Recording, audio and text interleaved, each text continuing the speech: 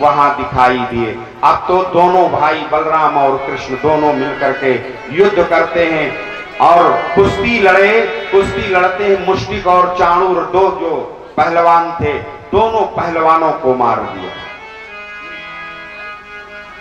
दोनों पहलवानों को मार दिया। जब दोनों पहलवान मर गए, अब बचा अकेले कंस।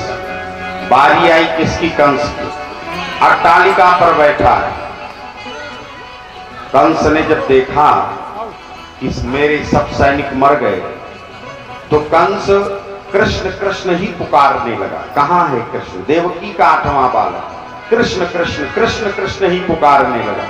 कन्हैया ने सोचा ये मेरा मामा है, संबंधी है हमारे।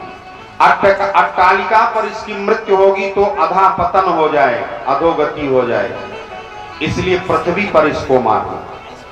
भगवान श्याम सुंदर देखते ही देखते अट्टालिका पर चढ़ गए और जब अट्टालिका पर पहुंचे अट्टालिका पर कंस के चोटी को पकड़ लिया। पहुंचते ही चोटी को पकड़ लिया और चोटी को पकड़कर घसीटते हुए पृथ्वी पर लेकर के आए और जैसे पृथ्वी पर लेकर आए, उठा करके पटक दिया, धम्मदी से पटक दिया और कंस के प्राण निकल गए। बोलिए कृष्ण बलदेव की, कृष्ण कन्हैया लाल की। कंस मार दिया, कंस मर जाता। देवता सब आंख ऊपर से फूलों की वृष्टि करते हैं, सब प्रसन्न हैं। प्रसन्नता की कोई सीमा नहीं है। अब तो कंस जब मर गया, इसके बाद भगवान श्याम सुंदर सीधे वहां से गए अपने माता पिता वसुदेव और देवकी के पास, अपने नाना के पास गए। नाना को कारागार से मुक्त कराया और मुक्त करा करके वहां से ला करके मथुरा की गद्दी पर उनको पुनः बैठाया, उनका अभिषेक किया और प्रेम के साथ बलराम और कृष्ण दोनों भाई अपने माता पिता के साथ रहने लगे। आज देवकी ने कन्हैया को जब देखा, अंक से लगा लिया, रोने लगी। बेटा जब तेरा जन्म हुआ तू चला गया, आज मैं देख रही हूं तुमको। इस तरह से भगवान कृष्ण अपने माता पिता के साथ रहते हैं, उनको आह्लादित करते हैं। कालांतर समय हुआ तो बलराम और कृष्ण दोनों भाइयों का यज्ञोपवीत संस्कार हुआ। यज्ञोपवीत संस्कार के बाद गुरुकुल पढ़ने के लिए जाते हैं और दोनों भाई जब पढ़ने के लिए गए, विद्या अध्ययन किया। इस तरह से ये सारी कथाएं परीक्षित जी को स्वामी सुखदेव जी सुना रहे हैं। फिर अक्रूर जी हस्तिनापुर को गए।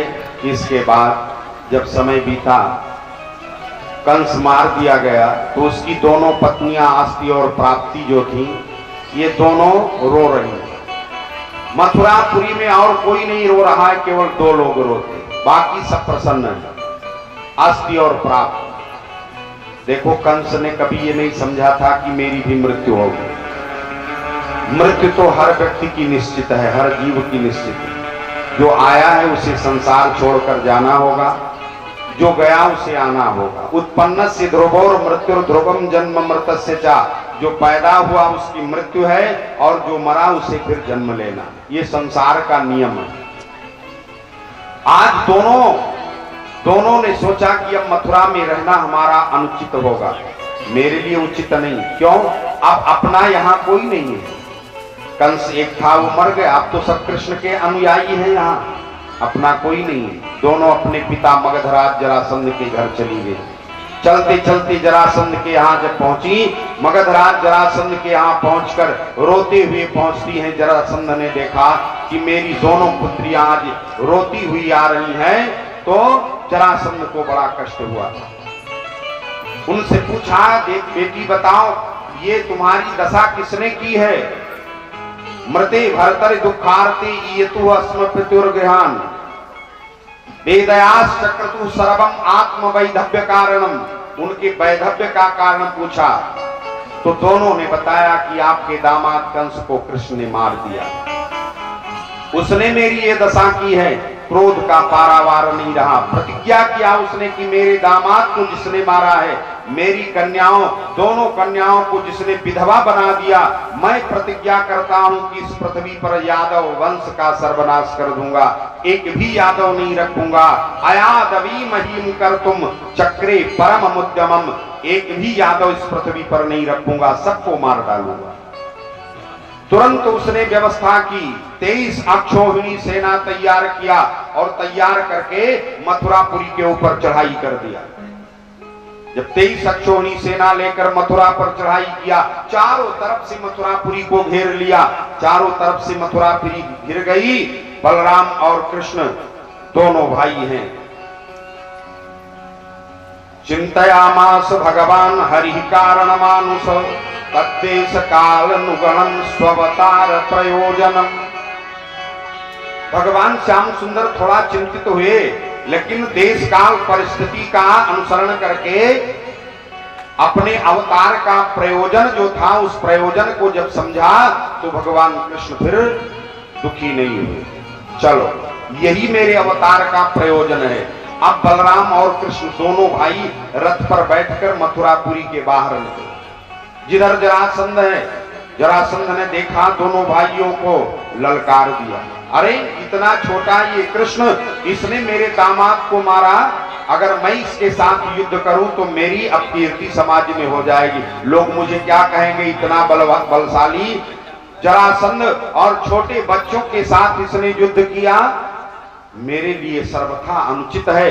वो कहता है कि ये कृष्ण, तेरे साथ युद्ध करने में मुझे लज्जा आती है। बाले नैके न लज्जया ना त्वया युद्धमिच्छामि, बाले नैके न लज्जया, तुमसे युद्ध करने में मुझे शर्म आती है, लज्जा आती है, क्योंकि तुम अभी बच्चे हो, तुम्हारी अवस्था एकदम छोटी है। हाँ, एक चीज है, तब राम यदि श्रद्धा युद्धस्थ धैर्य मुद्वहन, अगर तुम्हारे भाई बलराम चाहें तो वे मुझसे युद्ध कर सकते हैं। आज मुझसे युद्ध करेंगे, हित्वा वा मरणै छिन्नम देहम स्वरजामि वा माम जहि, आज मेरे अस्त्रों से मेरे द्वारा तेरा भाई मारा जाएगा, स्वर्ग की वीर गति की प्राप्ति होगी, स्वर्ग की प्राप्ति होगी उसको। कन्हैया खड़े हैं, सुन रहे हैं। ललकार दिया भगवान श्याम सुंदर ने, कहा जो सूरवीर होते हैं वो अपने बल को अपने मुख से नहीं कहते, बल्कि युद्ध में अपने पुरुषार्थ, अपने बल को दिखा देते। नवई सूरा विकत्यंती दर्शयन्ते व पौरुषम, जो सूरवीर होते हैं वो युद्ध में अपने बल को दिखाते हैं, ना कि मुंह से कहते हैं तुम तो मुझे वीर नहीं लग रहे हो।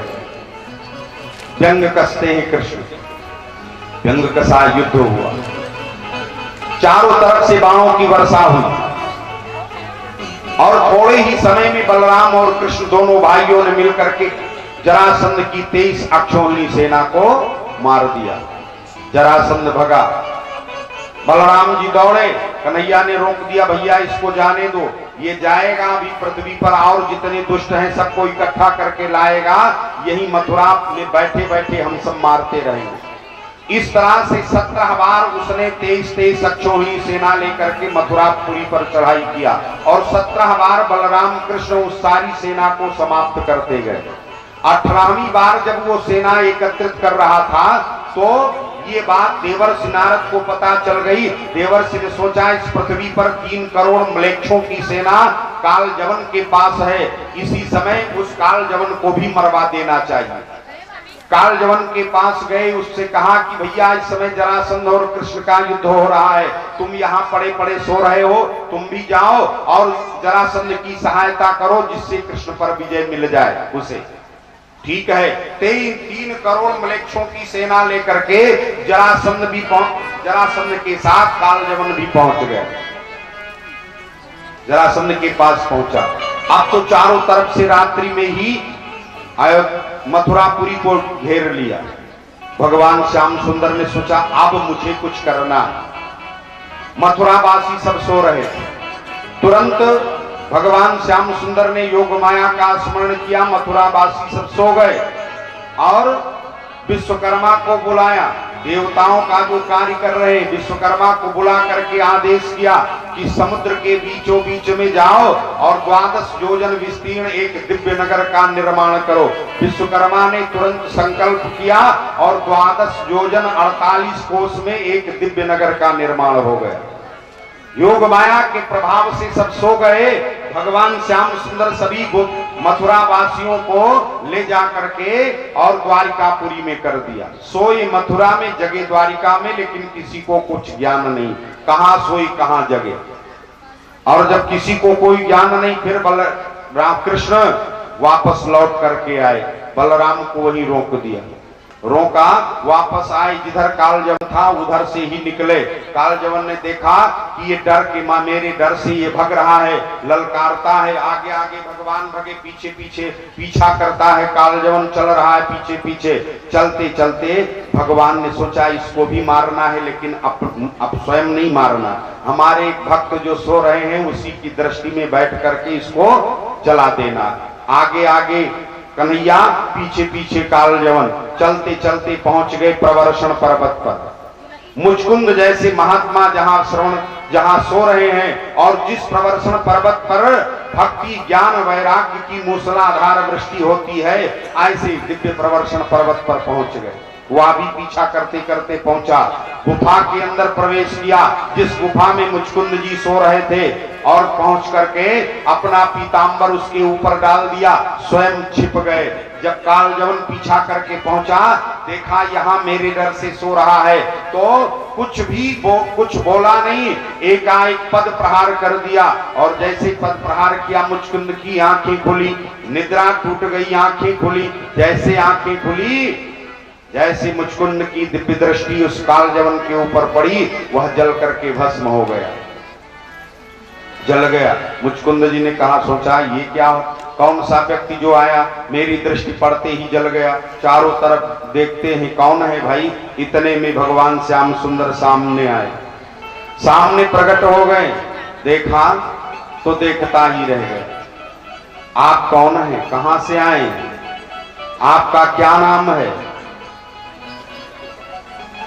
भगवान श्याम सुंदर सुखदेव जी परीक्षित से पूछते हैं, राजन इस कथा को विस्तार पूर्वक बताइए, मुचकुंद कौन है? बोले अयोध्या के राजा थे, देवासुर संग्राम में देवताओं की सहायता करने के लिए गए। देवासुर संग्राम समाप्त हुआ, देवताओं ने कहा कि जाओ अपने नगर को। बोले कई पीढ़ी बीत गई, अब वहां जाकर के क्या करूंगा, अब मुझे थकान है, नितांत कहीं एकांत में मुझे शयन करना है। देवताओं ने वरदान दिया कि जाओ तुम शयन करो प्रवर्षण पर्वत पर, बीच में कोई जगाएगा, तुम्हारी दृष्टि पड़ेगी, वो जलकर भस्म हो जाएगा। ये बात भगवान को पता थी। बोले वही गए थे, मानधाता के पुत्र है। आज जब भगवान से मुचकुंद जी देखा, भगवान से पूछा, को नाम को भवानी है संप्राप्तो विपिने गिरिगौरे पदभ्याम पद्म पलासाभ्याम विचरन शुरुकंटके। आप कौन हैं? इस कांटों से भरे हुए इस घोर जंगल में आप कमल के समान कोमल चरण से विचरण कर रहे हैं। आप कौन हैं, कहां से आए हैं? ये पर्वत की गुफा में आपके पधारने का क्या प्रयोजन है? उनसे पूछा तो भगवान श्याम सुंदर ने अपना परिचय दिया कि जन्म कर्म विधानानि सन्ति मेंग सहस्रशः न संख्यतेनु संख्यातु मन्वन्त्वान् मयापि। का राजन मेरे जन्म और कर्मों की कोई संख्या नहीं, कितने मेरे जन्म हुए हैं, कौन कौन से कर्म हैं। हाँ, एक चीज मैं आपको बताऊं, ये जो इस समय जो मेरा अवतार हुआ है, अवतीर्जो यदुकुले गृह आनक दुंदुभे वदन्ति वासुदेवेति वसुदेव सुतम ही मां। का इस समय मेरा जन्म वसुदेव जी के यहाँ हुआ है, मथुरा में, और वसुदेव का पुत्र बन करके आया हूं, इसलिए लोग मुझे वासुदेव के नाम से पुकारते। दूसरी बात, कालने मिरहतः कंस प्रलंबाद्याश्च सदृशः अयम ही जग यवनो दग्धो राजंस्ते तिग्म चक्षुषा। का कालनेम को मारने वाला मैं ही हूं, कंस को मैंने ही मारा, प्रलंबासुर इत्यादि दुष्टों का वध मैंने ही किया है और तुम्हारे नेत्रों में बैठ करके काल जमन को दग्ध करने वाला मैं ही हूं। जैसे इतना कहा फिर भगवान कहते हैं कि वरान वृणीश्वराजर से सर्वान कामान ददामि ते। राजन, जो तुम्हारी इच्छा हो मुझसे वरदान मांगो, जो चाहते हो मुझसे वरदान मांग लो। सर्वान कामान ददामि ते, आज मैं तुम्हारे सभी कामनाओं की पूर्ति कर दूंगा, जो चाहते हो सो मांग लो मुझसे। क्यों? भगवान कहते हैं कि देखो मुचकुंद जी, माम प्रपन्नो जना कश्चित ना भूयोर हति सोचत्युम। मुचकुंद जी, मेरे प्रसन्न हो जाने पर मैं जिस जीव के ऊपर प्रसन्न हो जाता हूं फिर उसके जीवन में कुछ सोचने के लिए नहीं रह जाता है, सब कुछ मैं उसको दे देता हूं, कुछ नहीं बचता, सब कुछ मैं उसे देता हूं। मेरी प्रसन्नता के बाद उसके जीवन में कोई सोचनीय विषय रह ही नहीं जाती है। मैं सारे दुख को दूर कर देता हूं, सारी कामनाओं की पूर्ति कर देता हूं, जो चाहो सो मुझसे मांगो। मुचकुंद जी ने जब देखा कि मेरे प्रभु मेरे सामने खड़े हैं, हाथ जोड़ी और उन्होंने प्रार्थना करी, स्तुति करी। मुचकुंद जी कहते, विमोहितोयम जनयी सयमाया त्वदीयया त्वां न भजत्यनर्थदे सुखाय दुःख प्रभवे सुसज्जते गृहेषु जोषित पुरुषस्य वंचितः। कहा, प्रभु आपकी माया से मैं इतना मोहित हो गया कि मेरे ही सामने मेरे प्रभु खड़े हैं और मैं अपने प्रभु को पहचान नहीं पा रहा। बोले मेरी बात नहीं, संसार के जितने भी प्राणी हैं सब आपके माया से मोहित हो रहे हैं और आप सबके समक्ष खड़े हैं, फिर भी वे सब आपको भूले हुए हैं, आपका भजन चिंतन नहीं करते, गृहस्थ के कार्य में फंसे हैं, ऐसे उसी में सुख ढूंढ रहे हैं। बोले जो दुख का खजाना है, जहां से दुख ही दुख निकलता है, ऐसे गृहस्थी में वे पड़े माया में से ग्रसित हैं और गृहस्थी में पड़े हुए हैं। और मुचकुंद ने कई श्लोकों में भगवान की स्तुति की और मुचकुंद जी ने कहा कि संसार के जितने भी प्राणी हैं जिनको मानव शरीर मिला है, मानव शरीर पाने के बाद अगर आपका भजन नहीं करते, आपका चिंतन नहीं करते हैं, आपके नाम रूप लीला गुणधाम का वर्णन नहीं करते हैं, तो ऐसे प्राणियों की क्या दशा होती है संसार में। बोले ऐसे प्राणियों की यही दशा है कि पदार विंदम न भजत्य सम्मति गृहांध कूपे पतितो जथा पशु। बोले आपके चरण कमलों का चिंतन नहीं करते, पाद सेवन नहीं करते, आपके नामों का गुणानुवाद नहीं करते, आपकी कथा को नहीं सुनते, तो ऐसे जो संसार के प्राणी हैं उन प्राणियों की ऐसी दशा होती है कि गृहांध कूपे पतितो जथा पशु। जैसे अंधकार में जमीन के बराबर कोई कुआं बना हो, कुआं हो और उसमें बड़ी बड़ी घासें लगी हो, उस कुएं में कोई पशु जा करके जैसे गिर जाता है, ऐसे संसार के लोग उस घर में फंसे उस कुएं में बार बार गिर रहे हैं। लब्ध्वा जनो दुर्लभ मत्र मानुषम। ये मानव शरीर बड़ा दुर्लभ है जो आपने कृपा करके संसार में इन प्राणियों को आपने सबको दिया। और अंत में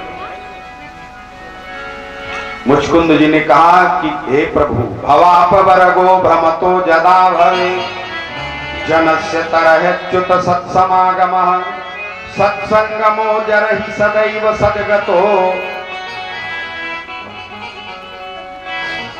परावरेशो त्वयि जायते मतिः। कहा ये जीव जब मानव शरीर इसको मिल गई और मानव शरीर पाने के बाद आपका भजन नहीं किया, आपका चिंतन नहीं किया और सारा जीवन बीत गया, तो अंत में उसी कुएं में गिर रहा है। 84 लाख योनि में ये जीव भ्रमण करता है। भगवान की बड़ी कृपा होती है तो इस जीव को ये मानव शरीर मिलता है। लब्ध्वा सुदुर्लभमिदं बहु संभवान्ते मानुष्य देह दम नित्यमपीह धीरा पूर्णिं जतेतन पदे दनु मृत्युजामन् निःश्रेयसाय विषयः खलु सर्वतः स्यात्। विचार करिए आप लोग, कितनी कृपा प्रभु की हमारे आपके ऊपर।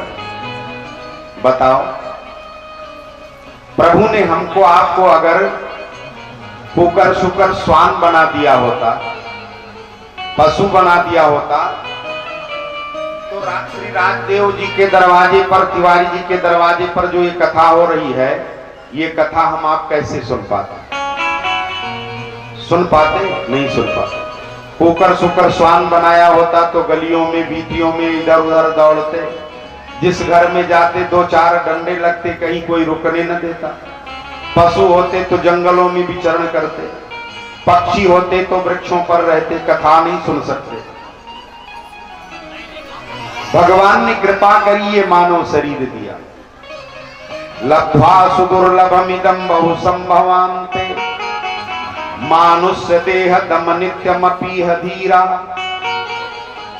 और जब मानव शरीर दिया तो ऐसे मानव शरीर को पाने के बाद अगर हम भगवान का भजन नहीं करते हैं तो हमारी जान तो क्या दशा होती है। सो परत्र दुख पावहि सिर धुनि धुनि पछिताहि ओ काल ही कर्महि ईश्वर ही मिथ्या दोष लगाई।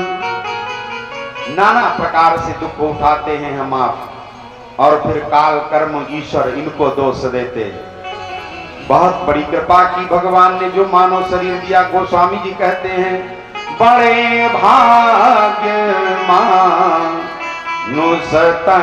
पावा, बड़े भाग्य मानुषतन पावा, सुर दुर्लभ सद ग्रंथ ही गावा, सुर दुर्लभ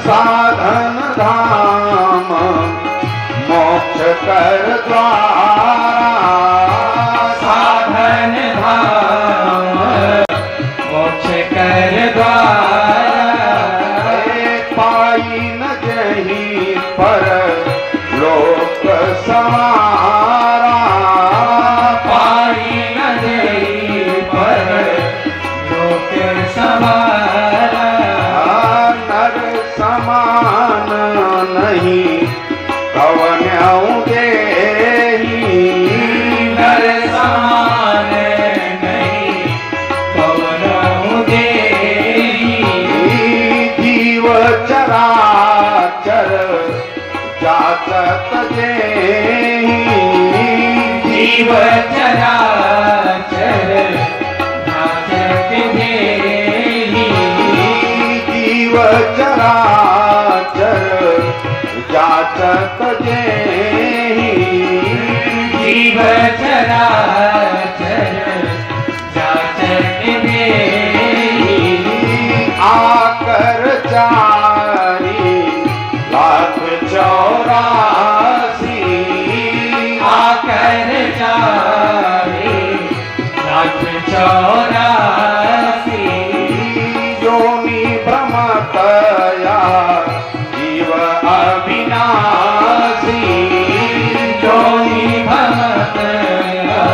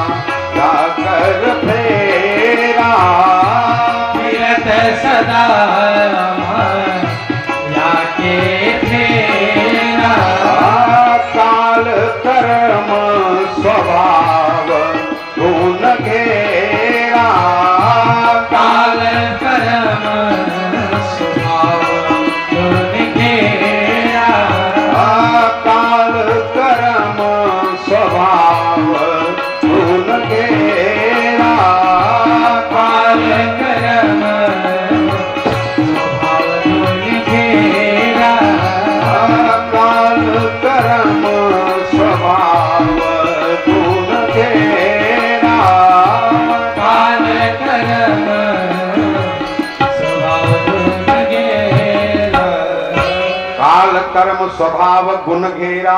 और फिर भगवान कृपा करते तो कबहू का करी करुणा नर देही, और देह ईस बिनु हेतु सनेही।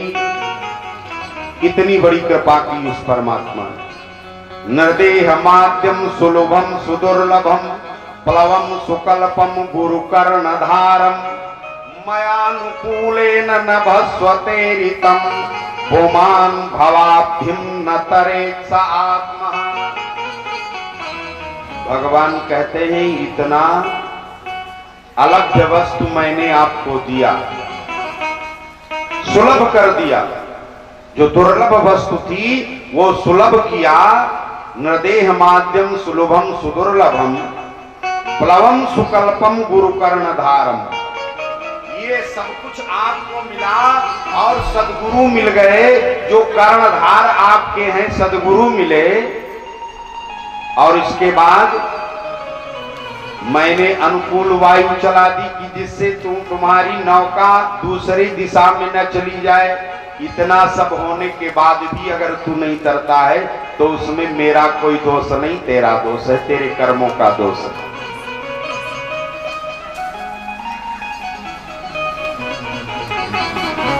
तो ऐसे मुचकुंद जी स्तुति करते हैं कि ये मानव शरीर देव दुर्लभ है, बड़े भाग्य मानुष तन पावा। क्यों? बोले सुर दुर्लभ, देवताओं को दुर्लभ है। ऐसा मैं नहीं, गोस्वामी बाबा ने कहा, मैं नहीं कहता हूं, सद ग्रंथ ही गावा, सद ग्रंथों ने ऐसा कहा। तो ऐसे शरीर को ऐसी शरीर मिल गई हमको आपको। अब इस शरीर को पाने के बाद अगर चूक गए ना, वो स्वामी जी ने एक जगह और लिखा, छित जल पावक गगन समीरा, और पंच रचित अति अधम शरीरा। पृथ्वी जल तेज वायु आकाश के द्वारा जिसकी संरचना हुई चूक जाओगे तो ये शरीर आपका अधम हो जाएगा। और इस शरीर से अगर आपने भगवत भजन कर लिया, भगवत चिंतन कर लिया तो क्या होगा? सोई पावन सोई सुभग शरीरा, सोई पावन सोई सुभग शरीरा, सोई पावन सोई सुभग शरीरा, सोई पावन सोई सुभग शरीरा। तनु पाय भजिय रघुबीरा, तनु पाय भजिय रघुबीरा। वही शरीर सबसे अच्छा है और सबसे सुंदर है। बोले कौन सा शरीर? बोले जिस शरीर से भगवान का भजन कर लिया जाए, जिससे भगवान का चिंतन किया जाए। तो मानव शरीर से ही हम भजन कर सकते हैं, इसी शरीर से हम भगवत चिंतन कर सकते हैं, इसी शरीर से भगवत कथामृत का पान कर सकते हैं, अन्य शरीर से नहीं। और जब ये समय निकल जाएगा ना, जीवन का समय चला जाएगा, तो फिर हमें भवाटवी में आना होगा। इसलिए परमात्मा ने कृपा कर दी, मानव शरीर दे दिया। मुचकुंद जी कहते हैं कि प्रभु भवाप वर्गो भ्रमतो जदा भवे, जनस्य तरह च्युत सत्समागमा, सत्संगमो जरहि सदैव सदगतो, परावरेशो त्वयि जायते मतिः। बोले इस भवाटवी में जब जीव भ्रमण करते करते थक जाता है, परेशान हो जाता है, तो आपकी कृपा इस जीव के ऊपर थोड़ी सी कृपा होती है। और उस कृपा के प्रभाव से, उस कृपा के प्रभाव से इस जीव को जीवन में थोड़ा सा सत्संग मिल जाता है। जनस्य तरह च्युत सत्समागम, सत्पुरुषों का संग मिल जाता है। और जब इस जीवन में सत्पुरुषों का संग मिल गया तो थोड़े से समय का जो सत्पुरुषों का संग मिला, उससे क्या होता है? बोले सत्संगमो जरहि सदैव सदगतो। उन सत्पुरुषों के द्वारा सत्संगति मिलती है, और जब सत्संगति मिल जाती है तो विवेक की जागृति हो जाती है। परावरे सो त्वयि जायते मति, उसकी जो मति है, उसकी जो बुद्धि है वह निर्मल हो जाती है और आपके चरणों में उसकी बुद्धि, उसकी मति लग जाती है, उसका कल्याण हो जाता है। इसलिए हे प्रभु, आपने बहुत बड़ी कृपा की है। आपने कितनी कृपा की, अब आपने मुझे दर्शन दिया। मुचकुंद कुछ नहीं बोलते। भगवान श्याम सुंदर ने कहा, राजन, मैंने आपको वर के लिए प्रलोभन दिया कि जो तुम्हारी इच्छा हो मुझसे वरदान मांग लो। वर का प्रलोभन दिया, फिर भी आपने मुझसे वरदान नहीं मांगा। तो भगवान श्याम सुंदर कहते हैं, सार्वभौम महाराज मतिस्ते विमलोर्चित, सार्वभौम महाराज मतिस्ते विमलोर्चिता, बरई प्रलोभितस्यापि नाकामैर्विहता यतः। राजन, यद्यपि मैंने आपको वरदान मांगने का प्रलोभन दिखाया, कि प्रलोभन दिया कि तुम्हारी जो इच्छा हो मुझसे वरदान मांग लो, मैं तुम्हें वरदान देने के लिए आया हूं, जो चाहो सो वरदान मांगो, लेकिन मेरे प्रलोभन देने पर भी तुम्हारी बुद्धि जरा सा भी विचलित नहीं हुई। अर्थात आपने मुझसे कोई वरदान नहीं मांगा, आपके बुद्धि में कोई खामी नहीं आई, जरा सा भी आपका मन, आपकी बुद्धि विचलित नहीं हुई। इसलिए जाओ राजन, मैं तुम्हें वरदान देता हूं कि दूसरे जन्म में सार्वभौम महाराज, आपकी जो सत्ता है, आपका जो राज्य है, सार्वभौमिक राज्य आपका होगा, पूरे पृथ्वी के आप सम्राट होंगे, ये मैं तुम्हें वरदान देता हूं। प्रलोभितो वरय्यत्वं प्रमादाय न विद्येत। वरदान का प्रलोभन देने के बाद, सब कुछ होने के बाद भी जरा सा भी मद आप में नहीं है, इसलिए जाओ।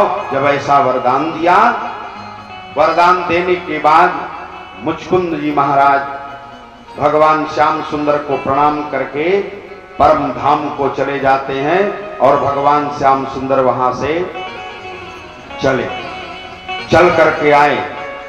अच्छा, थोड़ा इस कथा में विचार कर लीजिए।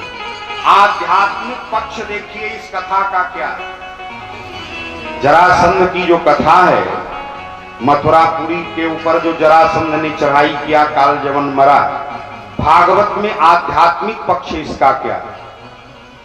दसम स्कंध में श्रीमद् भागवत 2 खंडों में बटा हुआ, पूर्वार्ध और उत्तरार्ध 2 खंड में श्रीमद् भागवत की कथा।